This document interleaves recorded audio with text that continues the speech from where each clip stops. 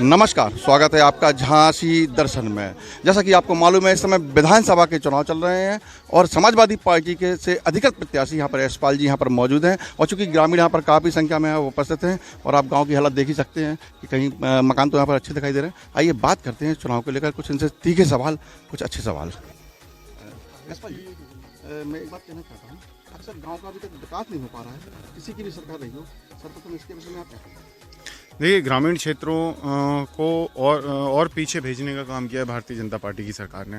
पिछले 5 सालों से विकास की डोर टूटी हुई है ना। यहाँ पे आप ग्रामीण क्षेत्रों में जाइए, देखिए तो यहाँ पे सड़क, बिजली, मकान, इन पे तो काम हुआ ही नहीं है। बल्कि इसके अलावा जो लोगों को छोटी छोटी सुविधाएं मिलती थी, पेंशन की सुविधा मिलती थी या सरकारी जब लैपटॉप बच्चों का था, विद्याधन था, दुनिया भर की चीज़ें थी जो हमारी सरकार में शुरू हुई थी, वो सारी चीज़ें, योजनाएं भी बंद हो गई हैं। तो लोग दोबारा से यही चाह रहे हैं कि समाजवादी पार्टी की सरकार दोबारा आए ताकि प्रदेश के विकास को गति मिले। मैं एक अलग बात करना चाहता हूँ। नेताजी सुभाष चंद्र बोस विदेश से एक शिक्षा लेके आए थे जब देश हमारा गुलाम था। आप भी विदेश से पढ़ के आए हैं, उसके बाद उन्होंने आज़ादी में भरपूर उन्होंने सहयोग किया। तो आप क्या मानते हैं कि जो आप बाहर से जो चैलेंज सीख के आए हैं, कितना उपयोगी होगा आम जनमानस के लिए? देखिए, शिक्षा आप कहीं से भी लें, विदेश से लें, देश से लें, अच्छी शिक्षा हमेशा जीवन में काम आती है। किसी भी क्षेत्र में, चाहे वो किसान हो, मैं कह रहा हूँ चाहे वो चौकीदारी क्यों ना हो, यदि वो पढ़ा लिखा है तो शिक्षा उसके भी काम आती है। तो हर क्षेत्र में काम आती है। तो यहाँ पे तो हम लोग बहुत बड़ी जिम्मेदारी का काम ले रहे हैं, तो यहाँ तो बहुत काम आएगी शिक्षा हमारी। मुझे मालूम चला है कि आप एक इंडस्ट्री के यहाँ पर लगाने के इच्छुक हैं और आपकी एक संस्था भी है जो लगभग कई लोगों का हेल्प कर चुकी है। तो जो आप इंडस्ट्री लगा रहे हैं उससे क्या लाभ मिलेगा? ये हमारी पार्टी द्वारा कार्यक्रम चलाया गया था जिसमें 5 बड़े कार्य जो हम अपनी विधानसभा में कराना चाहते हों उनको पूछा गया था।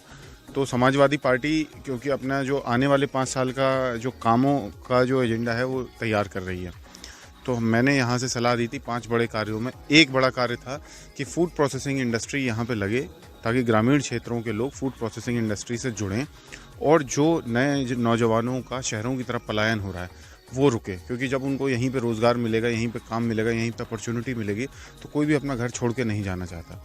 तो जब हमने अपनी पार्टी में ये 5 बड़े कार्य भेजे थे तो उन्होंने इसको स्वीकार कर लिया। उन्होंने कहा कि अगर यदि सरकार बनेगी समाजवादी पार्टी की तो यहाँ फूड प्रोसेसिंग इंडस्ट्री और डेयरी, बड़ी डेयरी लगाने का कार्य किया जाएगा। मेरा एक अलग सा क्वेश्चन है, अक्सर आपकी पार्टी पे एलिगेशन लगते हैं, मतलब गुंडागर्दी के या फिर लोगों की जमीन पर कब्जा करने के, तो इसके विषय में आप क्या कहेंगे? इस पर रोक कैसे लगेगी? मतलब लगते थे कि या रोक लगेगी या वो विरोधी पक्ष? देखिए, उत्तर प्रदेश में क्राइम की अगर दर आप देखेंगे तो भारतीय जनता पार्टी के सरकार में 12 से 15% बढ़ी है।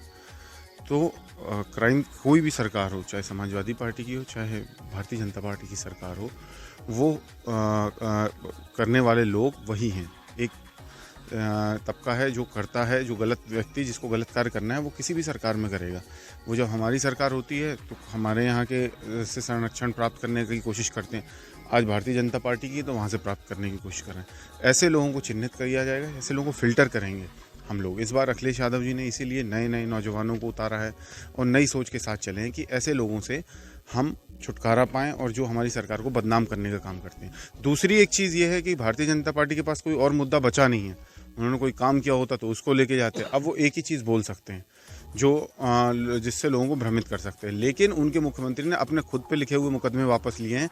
ये भी उनको याद दिलाइए कि हमारा नेता तो बेदाग छवि का है, उस पर तो आज तक कोई मुकदमा ना लिखा गया है, ना लिखा जाएगा, मुझे पूरा यकीन है, क्योंकि वो जो उनकी कार्यशैली है। लेकिन उनके मुख्यमंत्री के अभी वापस ले लिए गए, लेकिन आने वाले समय में उन पर और मुकदमे लिखे जाएंगे क्योंकि उनके कार्य ऐसे हैं। तो उन्हें पहले अपने नेताओं को देखना चाहिए। हाथरस में किसका हाथ था? उन्नाव रेप कांड में किसका हाथ था?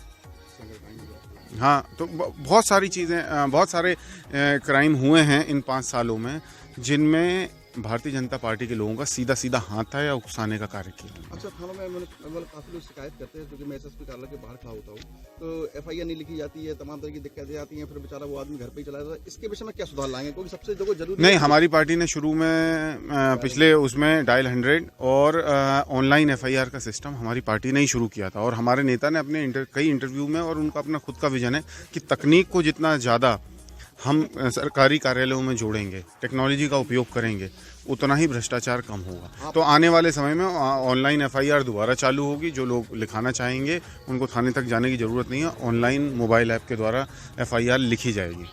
एक लास्ट बात पूछ रहा हूँ, जैसे आप इस ग्राम में आए हैं, काफी आपको प्यार मिल रहा है, सम्मान मिल रहा है, तो आप ग्राम वासियों से कोई वादा करना चाहेंगे? दोबारा आप बराबर आते रहेंगे? क्योंकि देखिए, विधायक हैं वो लोगों की काफी शिकायत है कि वो परीक्षा तो अभी तक नहीं आई। तो कब देखिए, राजीव सिंह जिनकी आप बात कर रहे हैं, राजीव सिंह पारीछा जी जो वर्तमान विधायक हैं, उनके बारे में मैं कोई निजी टिप्पणी नहीं करूंगा। लेकिन भारतीय जनता पार्टी की जो कार्यशैली है वो हमेशा से इस तरीके की रही है कि वो बदले की भावना से कार्य करते हैं। और भारतीय जनता पार्टी ने में इस ग्राम को इसीलिए शायद वंचित रखा। वैसे तो भारतीय जनता पार्टी द्वारा किया गया कोई भी एक बड़ा कार्य इस विधानसभा में आप ढूंढ लीजिए तो नहीं मिलेगा। लेकिन जो जहाँ से समाजवादी पार्टी को ज़्यादा वोट मिलता है वहाँ के लोगों को प्रताड़ित किया गया, वहाँ के लोगों को परेशान किया गया और उनको विकास से और ज़्यादा वंचित किया गया। तो ये एक कारण हो सकता है, क्योंकि ये जो ग्राम है ये हमारा मजबूत गढ़ है और यहाँ से हमेशा भरपूर सहयोग मिलता है और आशीर्वाद मिलता है समाजवादी पार्टी को। क्या वादा कर रहे हैं इनके लिए? इन्हीं लोगों की सरकार बन रही है, इन लोगों को आगे लोगों को वादा करना है, काम तो इन्हीं लोगों ने करना है। मतलब घर पे